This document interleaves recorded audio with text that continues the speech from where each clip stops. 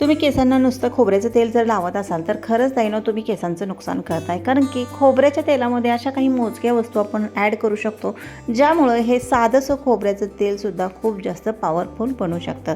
त्यासाठी बघा मी इथं काय केलेलं आहे, एक काचेची बरणी घेतलेली आहे आणि त्यामध्ये घातलेले आहेत थोडीशी जटामासी। आता जटामासी काय आहे हे सर्व काही मी इथं सांगत बसणार नाही आहे, तर तुम्हाला जटामासी ऑनलाईन मिळेल, मी टॅगसुद्धा केलेला आहे। त्यानंतर त्यामध्ये घातलेलं आहे ऑलिव्ह ऑइल म्हणजेच की जैतूनचं तेल 1 चमचा आणि त्यानंतर परत काय घालत आहे इथं मी खोबऱ्याचं तेल घालते।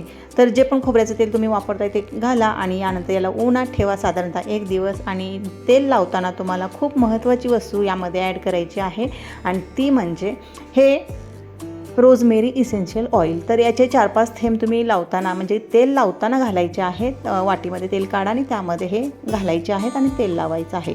यामुळे हे तुमचं साधंसं तेलसुद्धा खूप जास्त पॉवरफुल बनून जाईल।